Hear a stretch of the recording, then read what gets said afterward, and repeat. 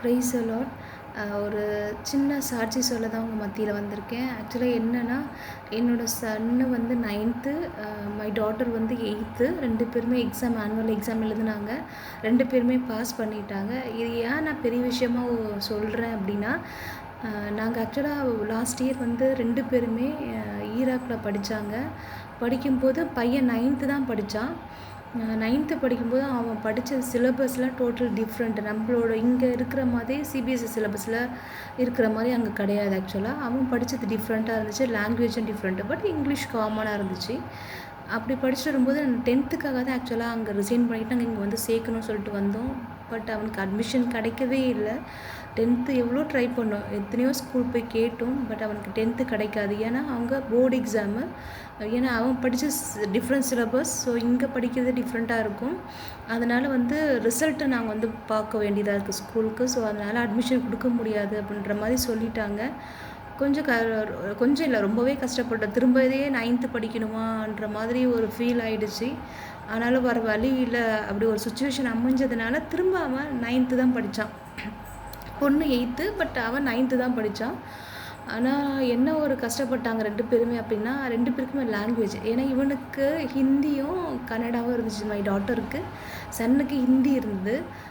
ஆனாலும் ஏன்னா நான் வந்து இங்கே ஒர்க் பண்ணுறது வந்து எஸ்ஆர்எம்மில் என்னோடய பசங்களை மதர் இன் லா ஹவுஸில் தான் விட்டுருந்தேன். அதனால் டியூஷன் சேர்த்துருந்தாலும் ஒரு கவலை, பசங்க கூட இல்லையே அப்படின்னு சொல்லிட்டு சொல்லித்தரத்துக்கு இல்லைன்னு. அப்புறம் என்னோடய ஹஸ்பண்டும் ரிசைன் பண்ணிட்டு வந்துட்டாங்க. பசங்களுக்கு சப்போர்ட்டாக அவங்க இருந்தாங்க. அவங்க தான் கவனிச்சிட்டு இருந்தாங்க.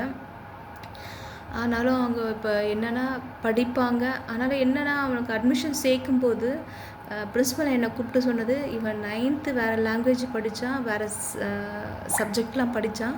பட் இப்போ படிக்கிறது டோட்டல் டிஃப்ரெண்ட், ரொம்ப டஃப்பாக இருக்கும். அதுவும் இல்லாமல் டைரெக்டாக இங்கே வந்து சேர்ந்ததுனால ஃபுல் அண்ட் ஃபுல் டஃப்பாக இருக்கும். சிபிஎஸ்சி சிலபஸ் வேறு, அதனால் டஃப்பாக இருக்கும். சப்போஸ் அவன் ஃபெயில் ஆகிட்டானா திரும்ப 9th தான் படிக்க முடியும். அவன் வந்து திரும்ப 10th போக முடியாது அப்படின்ற மாதிரி பேசிட்டாங்க. அதுக்கு வரை என்கிட்ட ஒரு சைன் வேறு வாங்கிட்டாங்க. எனக்கு என்ன சொல்கிறதுன்னு தெரியல. அதனால் நானும் வந்து யாரையும் நம்பலை. எப்பயுமே என் கூட இருக்கிறது என் அப்பா ஏசப்பா மட்டும்தான்.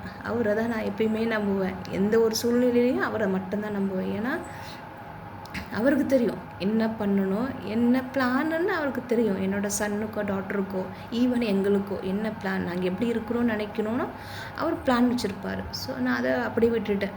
அதுக்கப்புறம் நாங்கள் பிரிஞ்சு தான் இருந்தோம். பசங்க அங்கே 3 மாதம் அங்கே இருந்தாங்க. ஏன்னா நான் அப்போவும் ராஜன்லாம் வரலை, நான் இங்கே இருந்தேன், ஹாஸ்டலில் இருந்தேன். போய் பார்த்துட்டு இருந்தாலும் ஒரு கவலை, பசங்க கூட இருந்து ஸ்டடீஸ்க்கு சப்போர்ட் பண்ண முடியலையே அப்படின்னு சொல்லிட்டு. அப்புறம் ராஜன் வந்தாங்க, சப்போர்ட் பண்ணாங்க. டியூஷனும் சேர்த்தேன், படித்தாங்க. ஆனாலும் பையன் மேலே சின்ன சின்ன கம்ப்ளைண்ட் வந்துக்கிட்டே இருந்த, பையன் படிக்க மாட்டான் அப்படின்னு சொல்லிட்டு, அதுமாரி கான்சன்ட்ரேட் பண்ண மாட்டான்னு. பட் அவன் மார்க் எடுத்துருவான், பாஸ் பண்ணிடுவான், பட் ஹையாக எடுக்க மாட்டான், இது பத்தாது ஆனுவலுக்கு, அந்த மாதிரி ஒரு கம்ப்ளைண்ட் இருந்துக்கிட்டே இருந்தது. ஆனாலும் பயந்துக்கிட்டே இருந்தேன். லாஸ்ட்டு நிமிஷம் வரையும் பிரின்ஸிபல் கூப்பிட்டு சொன்னாங்க, இந்த தடவை பாஸ் பண்ணலன்னா என் கையில் ஒன்றுமே கிடையாது, அவன் திரும்ப 9th தான் படிக்கணுன்ற மாதிரி சொல்லிட்டாங்க. கூப்பிட்டே பேசிட்டாங்க. நானும் என்னோடய ஹஸ்பண்டும் போயிருந்தோம். ஆனாலும் என்ன பண்ணுறதுன்னு தெரியல. நான் ஒன்றும் இல்லை, என்னோடய ப்ரேயரில் தான் வச்சுருந்தேன். என் சன்னும் டாக்டரும் நீங்கள் கூட்டிகிட்டு வந்தீங்க இந்த ஊருக்கு, திரும்ப நாங்கள் இந்த ஊருக்கே வந்துவிட்டோம். அட்மிஷனும் கிடைக்கல, ஆனாலும் திரும்ப 9th படிக்க வச்சோம். நீங்கள் தான் பார்த்துக்கணுன்ற மாதிரி நான் ஏசப்பாக்கிட்ட என்னோடய பாரத்தை இறக்கி வச்சுட்டு நானும் இருந்துட்டேன். ஏன்னா நான் என் பசங்க எக்ஸாமுக்குலாம் நான் கூட இல்லவே இல்லை. எனக்கு லீவும் கிடைக்கல. ஏன்னா இங்கே ஆடிட்டிங் இருந்துச்சு, எனக்கு லீவும் கிடைக்கல. ராஜன் தான் கூட இருந்தாங்க. எல்லா டைமும் ராஜன் தான் கூட இருந்து பார்த்துக்கிட்டாங்க படிக்கிற விஷயத்துலேருந்து. அதனால் அப்போது அந்த சூழ்நிலையே என் பசங்க இப்போ படித்து 2 பேருமே பாஸ் பண்ணிட்டாங்க. எனக்கு மெயினாக ஜெஸ்ஸி எப்படி தானே பாஸ் பண்ணிவிடுவா, ஏன்னா அவளை பற்றி எனக்கு கவலை கிடையாது. ஏன்னா இவனுக்கு தான் சைன் பண்ணிட்டேன்னா இன்னொன்று பிரின்ஸிபல் கூப்பிட்டு பேசுனாங்களா, எனக்கு இன்னும் கஷ்டமாக போயிடுச்சு, என்ன பண்ணுறதுன்னு சொல்லிட்டு. ஆனாலும் எசப்பா எனக்கு அழ வந்துருச்சு. எக்ஸாம் போகும்போதெல்லாம் நம்ம கூட இருக்க முடியலையேன்னு சொல்லிட்டு அழுதேன். ஏசப்பா உங்கள் கையில் தான் கொடுக்குறேன், நீங்கள் தான் என் பிள்ளையை வந்து நெக்ஸ்ட் இயருக்கு திரும்ப அவன் படித்து 9th போயிடக்கூடாது. ஏன்னா இது 3rd இயர், அப்படி ஃபெயில் ஆகிட்டேன்னா திரும்ப 3rd இயர் 9th படிக்கிற மாதிரி ஆகிடும். என் டாக்டர் கூட சேம் கிளாஸில் உட்கார ஆகிடும். அவன் வெக்கப்பட்டு போயிடக்கூடாது, அசிங்கப்பட்டு போயிடக்கூடாது, யாரோ டீஸ் பண்ணிவிடுவாங்க. அப்படிலாம் அவன் வந்து கஷ்டப்படுறவன் தான், படிக்க கஷ்டப்படுறவன் தான். ஆனாலும் நீங்கள் என்ன பிளான் வச்சுருக்கீங்க அவனுக்கு, அந்த பிளானை நீங்கள் பாருங்கள் ஏசப்பா. நான் உம்முடைய கருத்தில் ஒப்படைக்கிறேன் என் சன்னை அப்படி சொல்லிட்டு ப்ரே பண்ணேன். கடவுள் கிருபையால் 2 பேரையும் பாஸ் பண்ணிட்டாங்க. என் பையன் வந்து 10th போகிறான், என் பொண்ணு வந்து 9th போகிறா. ஸோ ரொம்ப ஹாப்பி. எனக்கு கேட்ட உடனே ரொம்ப ஹாப்பியாகிடுச்சு. எனக்கு என்ன வேணும் இதோட, என் பசங்க படித்து நல்ல நிலைமைக்கு வரணும்னா எல்லா பேரண்ட்ஸும் ஆசைப்படுவாங்க. ஸோ எனக்கு அது ஒரு சந்தோஷம். இந்த இந்த ஷார்ட் ஸ்டாண்டர்ட்லேயே நான் அவ்வளோ சந்தோஷப்பட்டேன். என்னை திரும்ப போயிடக்கூடாது 9th அப்படின்னு சொல்லிட்டு. ஸோ ப்ரைஸ் தி லார்ட். கடவுள் கிருபையாலே என் 2 பசங்களும் நெக்ஸ்ட் இயர் ப்ரொமோட் ஆகிட்டாங்க.